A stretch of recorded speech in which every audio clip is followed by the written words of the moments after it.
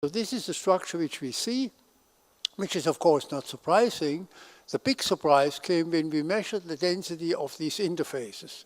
When we measured the density of these interfaces, we found that their density is reduced in comparison to the glass, typically by about 15, sometimes more %, and the number of nearest neighbors in these interfaces dramatically reduced by about 20%. You have to keep in mind this is very dramatic because when you go, for example, from ice to water, you change the density less than 2%. And now here, we change the density from the glass to the interface by 15 or more %. So it's a very highly diluted state of matter. It's about 1/4 to the critical point.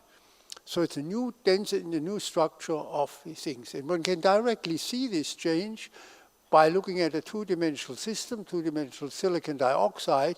Here is a glassy region, and here you see such an interface, and you can see that it's less dense and the number of nearest neighbors is reduced. But not only that we get new atomic structures in these interfaces, we also get new electronic structures. And this is what we can see here. This is a nanoglass made out of iron 90, scandium 10. And this is the Mössbauer spectrum of the iron 90, scandium 10, the glassy region. It's a single line spectrum.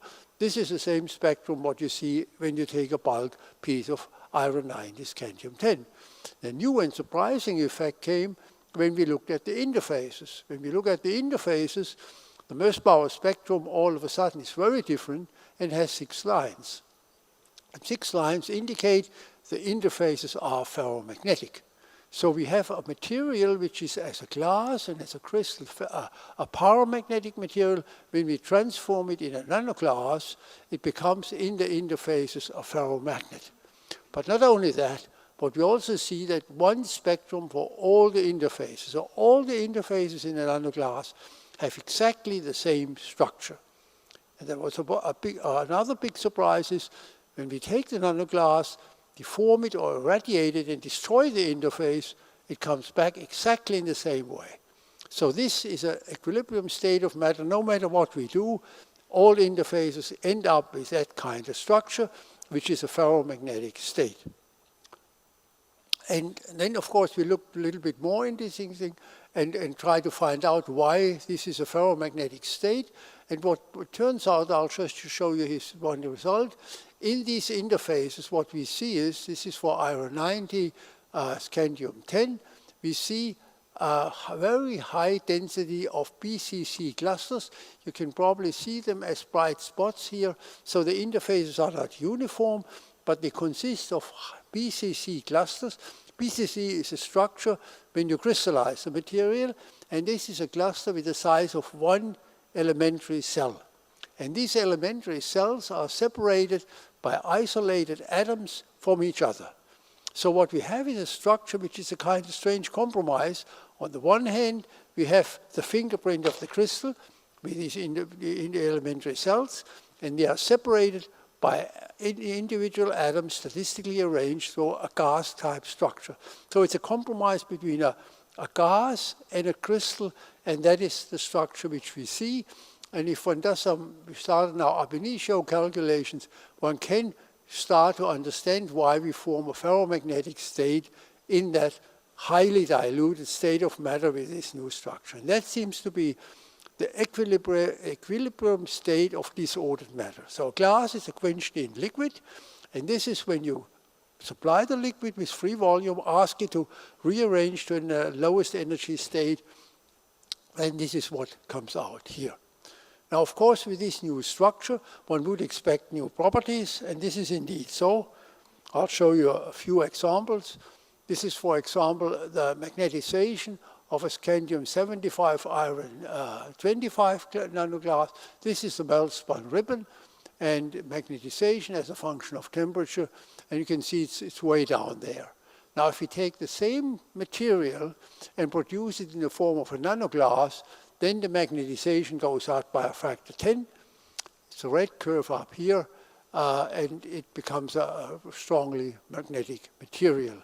In fact, if you would go back to the iron 90 scandium 10, we can go from a paramagnetic to a ferromagnetic state. Here we just increase the magnetization.